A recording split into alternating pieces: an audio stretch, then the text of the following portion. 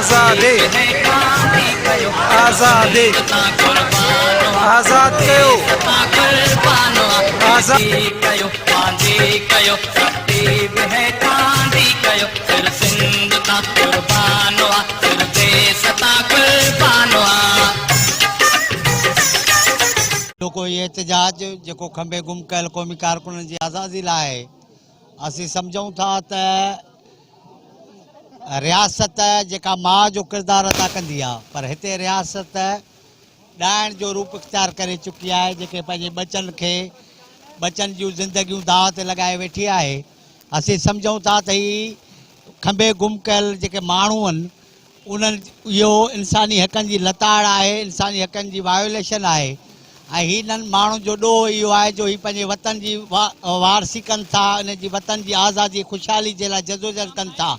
असीं सम्झूं था त सिंध जी क़ौमी तहरीक जेका जंहिंजा ही कारकुन आहिनि जेके वतन परस्त माण्हू आहिनि इन्हनि जी अखियुनि में सिंध जी आज़ादी ख़ुशहाली जा सपना आहिनि, ही के दहशतगर्द के टेररिस्ट न आहिनि। असीं चऊं था त जेकॾहिं तव्हां जो जेको मुल्क जो कानून आहे जेको तव्हांजो कोर्टूं अदालतूं आहिनि तव्हां जेकॾहिं हिननि ते का चार्जशीट आहे हिननि ते को ॾोह आहे त हिन खे अदालतुनि में पेश। पर यहाँ पर तो बात ही रियासत पे आ रही है कि रियासत के इदारों ने ही हमारे बंदे को उठा के लापता कर दिया गया है। सिंध में इस वक्त तक 90 तक हमारे जो कौमी एक्टिविस्ट हैं वो लापता हैं, उनकी फैमिलीज़, उनके कारकुन, उनके दोस्त सरापा एहतजाज हैं। हम हर बार यही मुतालबा करते हैं कि हमारे प्यारों को रिहा किया जाए और जो भी गुनहगार हैं जिन लोगों ने भी उनको उठाया है उनको अदालतों में लाया जाए और उनको सज़ा दी जाए। बता दें कि साईं बच्चल शाह वो 70 साल से भी ज़्यादा ऊपर से उसकी एज है। यहाँ पर वो बूढ़ा जिसके पहले ही 2 बच्चे इस रियासती इदारों ने ही शहीद कर दिए गए थे, अब वो बूढ़ा क्या कर सकता है जो कि खुद लाठी के सहारे चल रहा और रियासत उसको उठा के लापता कर दे। ये एक कौन सा मतलब ये पैगाम देना चाहती है रियासत के 15 साल के बच्चों को जो स्टूडेंट्स अकॉर्डिंग टू लॉ तो उनको गिरफ्तार भी नहीं किया जाता, लेकिन रियासत के इदारे यहाँ 15 साल बशीर शर जो 15 साल का स्टूडेंट उसको लापता कर रही है और वहाँ पे जो एक लाठी के सहारे एक बूढ़ा जो उसकी लाठी इस वक्त इस उम्र में 70 साल या 80 साल की एज में उनका सहारा होता है, अब वो रियासत उन बूढ़े उन बच्चों को भी लापता कर देती है। ये किस तरह का पैगाम दे रही है? हम तो सिंधी अमन पसंद है, हमारे जो भी बुजुर्ग रहे हैं वो लतीफ़ हो या सच्चल सरमस्त हो उन लोगों ने सिर्फ अमन का पैगाम दिया है। हम अमन ही चाहते हैं, हम चाहते हैं कि हमारे लोगों को बाइज़्ज़त रिहा किया जाए। अज 365 ॾींहं गुज़रण खां पोइ सैयद मसूद शाह जो को अतो पतो न आहे। असां इहो मुतालबो था करियूं, जीअं सिंध तहरीक इहो मुतालबो हमेशह कयो आहे त जेकॾहिं तव्हांजी नज़र में जेकॾहिं असांजे क़ौमी कारकुननि जे मथां को इल्ज़ाम आहे त उन्हनि खे तव्हां पंहिंजी ठहियल हिन अदालतुनि में पेश कयो। बाक़ी असां इहा क़तई तौर ते तव्हांखे इजाज़त कोन ॾींदासीं जो तव्हां ईअं राति जी ऊंदाहिनि में धाड़ेलनि जीअं असांजे घरनि जो असांजी 4 दीवारनि जो तक़दुस पाएमाल करे असांजी नियाणियुनि जी तज़लील करे ऐं फैमिलियुनि जे आॾो बचनि जे आॾो उन्हनि जे बचनि क़ौमी कारकुननि खे तव्हां ईअं खंबे गुम करे छॾियो। असां चऊं था त सैयद मसूद शाह समेत सिंध मां केतिरा ई क़ौमी कारकुन गुम आहिनि। सैयद मसूद शाह खे अॼु 1 साल गुज़री चुको आहे। इन खां पहिरियां जेको आहे सुहेल रज़ा भट्टी हुजे, जेको आहे त इंसाफ़ दायो के 3 साल खां मथे गुज़री चुका आहिनि, शाहिद जुणेजो के 3 साल खां मथे गुज़री चुका आहिनि। असां जीअं सिंध तहरीक तरफ़ां न सिर्फ़ु इहो मुतालबो था कयूं पर इहो अॼु हिन पंहिंजे भेनरुनि ऐं हिन माउरुनि सां इहो वचन था करियूं त जेसि ताईं असांजो हिकु बि क़ौमी कारकुन हिन टार्चर सेलनि में हूंदो, हिन रियासती इदारनि ऐं हिन क़ैद खाननि में हूंदो त जीअं सिंध तहरीक हिन क़ौमी कारकुननि जी आज़ादी ऐं सिंधु देश जी आज़ादी समेत जेको आहे सिंध जे हक़नि जे लाइ जिदोजहद पंहिंजी जारी रखंदी। हम सिंधिया और बलोच अपने खून पसीना सींच के अपने बच्चों को पालते हैं और इस मकाम पर लाके खड़े करते हैं कि ताकि वो हमारे बुढ़ापे का सहारा बने, लेकिन ये रियासत पाकिस्तान उन्हें उठा के लेके जाता है, साल साल पाबंद सलासर रखता है या कभी किसी की कोई मशक़शुदा लाश मिलती है तो वो कुछ लोग तो अभी तक लापता ही होते हैं। हम देखे बलूचिस्तान की हालत को, हमारे लोग 10 साल से 15 साल से लापता है। जाकिर मजीद को देखे, जायद कोर्ट को देखे, डॉक्टर दी मोहम्मद को देखे, इस तरह कई लोग हमारे लापता है। हम यहाँ आके सिंधियों के साथ यकजहती कर रहे हैं, क्योंकि हमारा और सिंधियों का एक ही मौक़िफ़ है, एक ही मसला है। हम दोनों पर तशद्दुद हो रहे हैं, हमारे लोगों को उठा के लेके जा रहे हैं। हमारी गुजारिश है, हमारे लोगों ने अगर कोई जुर्म की हुई है तो कानून आपके अपने है, लाए, उन्हें पेश करें, हमारे वकील है, खड़े होंगे। अगर जुर्म उन पर साबित हो गया, आप अपने जेलों में दे दें, कम से कम उनसे मिल तो सकेंगे, अपने प्यारों को देख तो सकेंगे। इस तरह नहीं है जो आप सालों साल उनको छुपा के रखते हो और हम उनको देखने के लिए तरसते। मेरी रिक्वेस्ट है आलमी सतह से और पाकिस्तान में जो कर्नल जर्नल बैठे हुए उनसे, खुदारा हमारे लोगों को बाजियाब करे। अगर कोई जुर्म आपने आयद की हुई है तो लाए, उन्हें कोर्टों में पेश करे, जेलों में दे दे, ताकि हम उनसे मिल तो सके, उन्हें देख तो सके, हमें पता चले कि वो किस हाल में है। अगर आपने किसी को ज़ाया भी किया हुआ है वो भी आप हमें बता दें कि पिलाने को हमने ज़ाया किया हुआ है, ताकि हम उनके घर वालों तक ये पैगाम पहुंचा सके, हमें पता चले कि वो है ही नहीं। त सॼी सिंध मां जीअं त जबरी तौर ते खंबे गुम करण जो सिलसिलो जारी आहे ऐं सवनि हज़ारनि जी तइदाद में असांजा सिंध जा जेके क़ौमी कारकुन आहिनि उन्हनि खे खंबे गुम कयो वियो आहे। ऐं हिननि जेके फैमिलियूं आहिनि उन्हनि जो इहो ई चवणु आहे त असांजा जेके माण्हू खंबे गुम कया विया आहिनि उन्हनि खे हिकदमि फिलफोर जल्द खां जल्द आज़ादु कयो वञे, न त ॿी सूरत में उन्हनि खे अदालतनि में पेश कयो वञे। जॾहिं त जेको इंडिया जो एजेंट आहे कुलभूषण यादव, उनखे त काउंसिल रसाई ॾिनी थी वञे, उनखे त वकील करण जी इजाज़त ॾिनी थी वञे ऐं उनखे त संदसि घर वारनि सां मिलणु ॾिनो थो वञे। पर जेके सिंध जा हक़ीक़ी वारिस आहिनि, जेके धरती धणी आहिनि, जेके धरती जी मालिकी कनि था, धरतीअ जी वारसी कनि था, जेके सिंध जी ख़ुशहाली जी ॻाल्हि कनि था, उन्हनि ते ईअं ई उन्हनि खे ॾींहं ॾिठे जो या राति जी ऊंदाहिनि में उन्हनि खे खंबे गुम कयो थो वञे। अगस्त जो कुछ कानून नाफ़िज़ कंदड़ इदारा असांजे घर ते चढ़ाई करे मुंहिंजे ॿिनि नंढे ॿारनि शिराद अहमद ऐं फराद अहमद सूमरो खे खणी लापता करे छॾियो आहे, जिन जो महीनो थी वियो आहे, हिन महिल ताईं कोई अतो पतो कोन्हे को। उन्हनि जो चवणु आहे त मुमताज़ खे कंहिं बि थाणे में पेश करियो त असां हिननि खे छॾींदासीं। हीअ गार्मेंट्स फैक्ट्री में कमु कंदड़ आहिनि, चङी तरह गवर्नमेंट इन ॻाल्हि खां वाक़ुफ़ु हूंदी। इंसानी हक़ूक़ जी भञकड़ी बि आहे। असां चाहियूं था, असांजी चीफ जस्टिस ऑफ पाकिस्तान खे अपील आहे त मेराए महिरबानी असांजे वालदेन ते हाल ते रहम करे इन्हनि खे फौरी आज़ादु करायो वञे।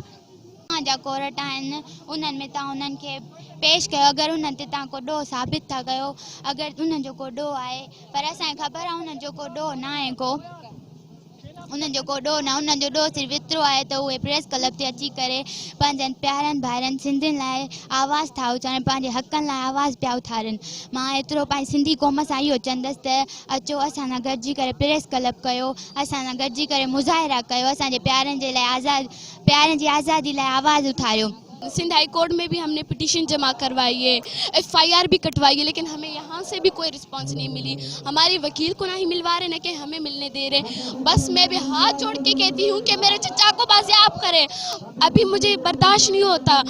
मैं दुबई ने अपने कानून तोड़े, मेरे चचा को पाकिस्तान के हवाले कर दिए, लेकिन अभी दुबई एक गैर कानूनी मुल्क रहेगा, वो अभी अपने कानून तोड़ के ही रहेगा, अभी दुबई के पहले वाले कानून रहेंगे।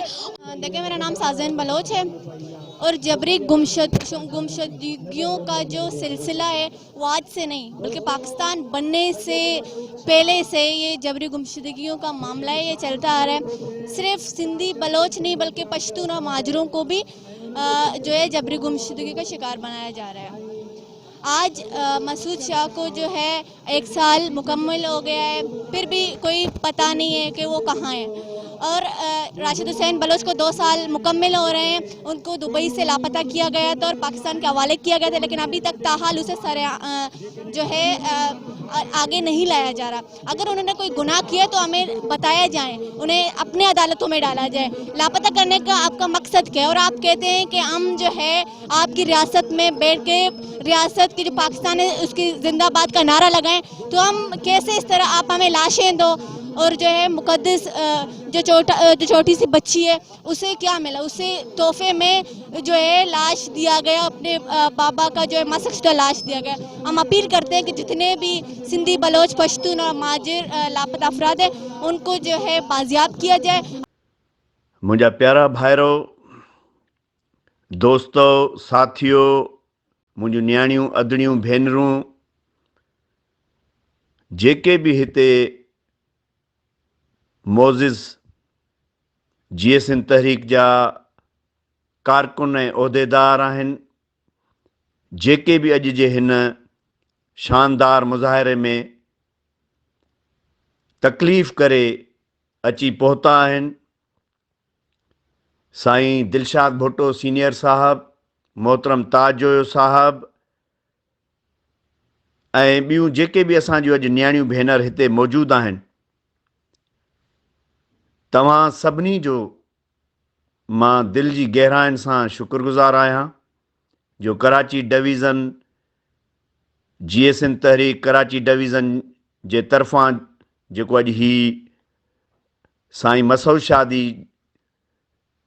मसूद शाह जी गुमशुदगी जे 1 साल खे पूरे थियण ते अॼु इहो एहतिजाजी मुज़ाहिरो कयो वियो आहे। इन में तव्हां सभु दोस्त साथी, मुंहिंजा सीनियर बुज़ुर्ग नौजवान साथी, न्याणियूं सभु शामिल आहियो। तव्हांजो मां थोराइतो आहियां। जिन बि हिन मुज़ाहिरे में शिरकत कई आहे उन्हनि सभिनी जो दिलि जी गहराइनि सां थोराइतो आहियां। अॼु असांखे इहो सम्झणो पवंदो त अॼु जी जेकी ही सिंध जी सूरत हाल आहे, जंहिंमें ॾींहुं राति फ़ौजी एजेंसियूं नूस नूस कंदियूं थियूं अथनि, क़ौमी कारकुननि खे हिरासां कंदियूं थियूं अथनि, इन में मां पंहिंजे कराची डिवीज़न जे दोस्तनि खे सलाम थो पेश कयां जो हुननि वसीलनि जी खोट ऐं पैसे जी अणहूंद गुरबत जे हूंदे इन्हनि छापनि, इन्हनि गुमशदगियुनि खे मुंहुं ॾींदे पंहिंजे कम खे जारी रखियो आहे ऐं हिन मुज़ाहिरो जेको आहे अरेंज कयो आहे। अॼु सूरत हाल इहा आहे जो साईं मसूद शाह खां अलावा जब्बार सरकी, इमरान सिंधी खां अलावा 60 खां मथे क़ौमी कारकुन गुम आहिनि, उन्हनि जो को पतो न आहे। उन्हनि में कई त अहिड़ा आहिनि जिन खे 3 सालनि खां बि मथे जो अरसो थी वियो आहे ऐं के नौजवान अहिड़ा आहिनि जेके सफ़ा मासूम आहिनि, जीअं 2 शर बिरादर्स नंढड़ा नौजवान छोकिरा खंया विया, आकिब चांडे जहिड़ा नौजवान जिन खे ॿियों दफ़ो खंयो वियो आहे, संदनि फैमिलियुनि खे ईज़ा आयो वियो, उन्हनि खे हिरासां कयो वियो। अहिड़ी सूरत हाल में कंहिंजो दर खड़कायूं? पाकिस्तान जूं समूरियूं अदालतूं अखियूं बंदि करे, पंहिंजा कन बंदि करे फ़ौजी एस्टेब्लिशमेंट जे इशारे ते हलनि पियूं। असांजी का सुनवाई न आहे, किथे बि सुनवाई न आहे। उन जे करे असां अक़वाम आलम खे ऐं जेके बि इंसानी हक़नि जूं तंज़ीमूं ऐं अदारा आहिनि उन्हनि खे था अपील कयूं त पाकिस्तान जी हुकूमत ते दबाव विझो, पाकिस्तान जी फ़ौज ते दबाव विझो त जीअं सिंध, बलोचिस्तान ऐं पख्तूनख्वा मां गुम कयल हज़ारे माण्हुनि खे आज़ादु कयो वञे। जिन माण्हुनि खे छॾनि था उन्हनि खे बि टार्चर करे, उन्हनि खे ज़हनी दबाव में आणे छॾनि था। सवें कारकुन सिंध मां खंभिया आहिनि रुॻो हिननि 1-2 महीननि में। असांजो अब्दुल फ़ताह चनो बि ताज़ो उन्ही जो ई मिसाल आहे त हू 5.5 महीननि खां पोइ ॿाहिरि आयो ऐं बेइंतहा तशद्दुद ऐं टार्चर मां गुज़री आयो। अॼु नासिर शाह जेकी प्रेस कॉन्फ्रेंस कई उन जी मां सख़्तु लफ़्ज़नि में मज़म्मत थो कयां ऐं नासिर शाह जेकी दलाली करे पई, जेकी दलाली हुन मुशरफ जे ज़माने खां शुरू कई, जेकी अॼु ॾींहुं ताईं फ़ौजी एस्टेब्लिशमेंट जी दलाली हू कंदो पियो अचे, उनखे मां ॿुधाइण थो घुरां त सिंध जा ॿेट सिंध जी मिल्कियत आहिनि, सिंधियुनि जी मिल्कियत आहिनि। हीउ जेको 500 मेलनि वारो इलाइक़ो आहे सामुंडी, समुंड जे अंदरि, इहा सिंध जी मिल्कियत आहे। सिंध जी समूरी सामुंडी पट्टी, कराची, ठट्टो, बदरीन, इन ते जंहिं नमूने सां ऐं ॿेटनि ते फ़ौजी एस्टेब्लिशमेंट जे प्रेशर ते पंहिंजी करप्शन ऐं सिंध हुकूमत खे बचाइण जे लाइ तव्हां जेके सौदेबाज़ी कई आहे, जंहिं सिलसिले में चाइनीज़ एम्बेसडर तव्हां सां अची मिलियो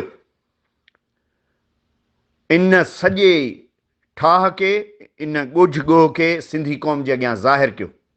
सिंधी क़ौम, सिंधी माण्हू, असां को बि शहर अॾण न ॾींदासूं, छो त असांखे ख़बर आहे त सिंध जे शहरनि में कीअं धारी वालार थी थिए।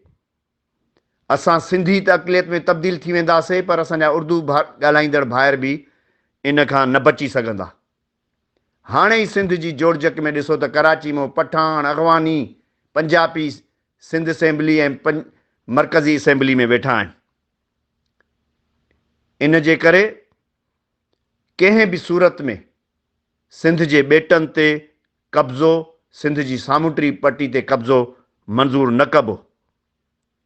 उन खां अलावा सिंधू दरिया ते जेको ही भाषा डैम अॾनि पिया ऐं नंढा नंढा डैम अॾनि पिया, नंढा वॾा डैम अॾनि पिया, इन जी सख़्तु लफ़्ज़नि में मज़म्मत थो कयां। इहो सभिनी जेके बि आलमी मुआहिदा थियल आहिनि सिंध जा, सिंतास मुआहिदे, आलमी मुआहिदनि ऐं आलमी क़ानूननि जे ख़िलाफ़ आहे।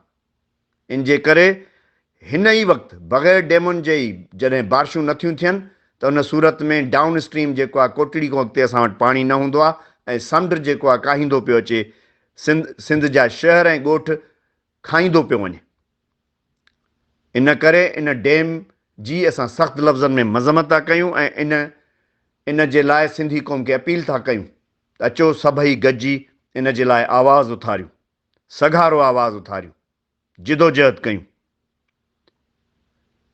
उन खां पोइ जेको अहम मसइलो आहे अॼुकल्ह, जंहिंखे फैशन जे तौर ते चंद चैनल, फौजी लाइन ते चंद एंकर ऐं कुझु सिंधी ऐं उर्दू सरकारी पार्टियूं वावेला कनि पियूं ऐं सिंध में हिकिड़ी रतो छाण ऐं लसानी बुनियादनि ते फ़साद करण जी कोशिशि कनि थियूं। इन साज़िश खां मुंहिंजा दोस्तो, मुंहिंजा भाइरो आगाह रहो। असांजो तवजह, असांजो ध्यानु सिंध जी जेकी लुटमार आहे उन खां हटाए इन तरफ़ करणु चाहिनि था। हू चाहिनि था त सिंध रुॻो इन बहस में पई हुजे, इन छिकताण में हुजे, इन्हनि जूं नफ़रतूं उरूज ते हुजनि, जीअं हो ॿेटनि ते शहरनि ते कब्ज़ो करे वञनि। नासिर शाह दलाल ॿुधाए त सिंध जे तेल, सिंध जी गैस, सिंध जी मादनियात, कोयले ऐं सिंध जे पोर्ट तो जेके हिन खरबें रुपया आमदनी थिए थी, उन में केतिरो सिंधियुनि खे मिले थो। जोही तेल ते केतिरा सिंधी माण्हू गुज़िरियल इन्हनि केतिरनि ॾहाकनि खां केतिरा सिंधी माण्हू ते कमु कनि था। ख़ुदि रोहड़ी जे भरिसां ऐं कादुरपुर गैस फील्ड मूंखे ॿुधाए नासिर शाह ऐं पीपुल्स पार्टी त जेको आहे माड़ीपुर गैस ऐं कादुरपुर गैस जी जेके फील्ड्स आहिनि उन्हनि ते केतिरा सिंधी कमु था कनि। सभिनी मैदनी हंधनि जा जेके अंग अखर पीपुल्स पार्टी ज़ाहिर करे, उते सिर्फ़ु पटेवाली या चौकीदारी बि मसे मसे सिंधी खे मिले थी। उते सभु ॿियनि सूबनि जा पंजाबी ऐं जेके आहिनि पठान ऐं ॿियनि मुल्कनि जा माण्हू क़ाबिज़ वेठा आहिनि। त हीअ जेके नवां शहर ॾींदा, इन में लखें न पर किरोड़े माण्हू ॿाहिरियां अची वेहंदा ऐं सिंधी माण्हू अक़लियत में तब्दील थी वेंदा। ऐं ईंदड़ वक़्त में ॾिसंदव त सिंध जी डेमोग्राफी जे चेंज में न उर्दू आबादी जा माण्हू जेके आहिनि असेंबलियुनि में अची सघंदा, जे ईंदा त थोरा, ऐं सिंधी बि जेके आहिनि अटे में लूणु बराबरि असेंबलियुनि में ईंदा ऐं असेंबलियूं बि तव्हांजे कंट्रोल खां ॿाहिरि हली वेंदियूं। इन जे करे असां सख़्तु लफ़्ज़नि में मज़म्मत कंदे इन जी राह में रुकावट थींदासीं। असां सिंध दुश्मन कंहिं बि मनसूबे खे कामयाबु थियणु न ॾींदासीं ऐं सिंधी माण्हुनि जी अदम तशदुद जी बुनियाद ते क़ौमी ॿधी ऐं क़ौमी यकजहती सां साईं GM साहिब जे फ़िक्र तहत जेको आहे इहा आज़ादी जी जिदोजहद जारी रखंदासीं। मुंहिंजा साथियो, मुंहिंजा दोस्तो, सभिनी ॾिसो, जेकॾहिं सोसाइटी, जेकॾहिं क़ौम, जेकॾहिं के उज़वे खे को कैंसर वठे ऐं लाइलाज थिए त उन उज़वे खे कटण खां सवाइ ॿियो को बि हल न हूंदो आहे। इन जे करे मुंहिंजा भाइरो, ग़ुलामी जो ॿियो को बि इलाज न आहे सवाइ आज़ादी जे। साईं GM साहिब जा फ़िक्र खां सवाइ, आज़ादी जे फ़िक्र खां सवाइ, सिंधू देश खां सवाइ ॿियो को बि हल न आहे। उन जे करे जेके बि माण्हू इन भुल में आहिनि त के फलाही तंज़ीमूं ठाहे, के ह्यूमन राइट्स जा ग्रुप ठाहे असां सिंधी माण्हुनि जो दिफ़ा ऐं बचा करे सघंदासीं, त उहे मुंहिंजा प्यारा दोस्त भुलियल आहिनि। सिंध जे बचा ऐं दिफ़ा सिर्फ़ु ऐं सिर्फ़ु फ़िक्रे GM सैद में ऐं हिकिड़ी मज़बूत क़ौमी तहरीक में आहिनि, जंहिंसां जेको आहे सिंधु देश जी आज़ादी वठी सघिजे। फ़िक्रे GM सैद खां सवा ऐं मज़बूत क़ौमी तहरीक खां सवा बाक़ी सभु जेके आहिनि इहे शुशा आहिनि, इहे ख़ुशफ़हमियूं आहिनि ऐं दिलि जे बहलाइण जूं शयूं आहिनि। मां सलाम थो पेश कयां जिन बि हिननि न्याणियुनि, ताजोए साहब, वॉइस फॉर मिसिंग पर्सन्स, इन्हनि सभिनी सिंध नेटवर्क, इन्हनि सभिनी दोस्तनि जेके बि आहिनि, कंहिंजा नाला खणा, तव्हां जिदोजहद कई आहे मिसिंग पर्सन्स लाइ, तव्हां सभिनी खे सलाम आहे। ऐं मां पंहिंजे GSN तहरीक कराची डिवीज़न जे साथियुनि खे, ख़ासि तौर ते मुख़्तियार सूमरो खे मुबारकूं थो ॾियां त अहिड़ियुनि सख़्ती जी हालतुनि में तव्हां अहिड़ो मेड़ाको करे विया आहियो। तव्हांखे सलाम आहे, शाबासूं हुजनि। तव्हां सॼी टीम खे, GSN तहरीक कराची खे लख आफ़रीन हुजे। अचो फ़िक्रे GM सैद तहत सिंध जी आज़ादी वठूं, इन खां ॿियो को बि रस्तो ऐं इलाजु न आहे।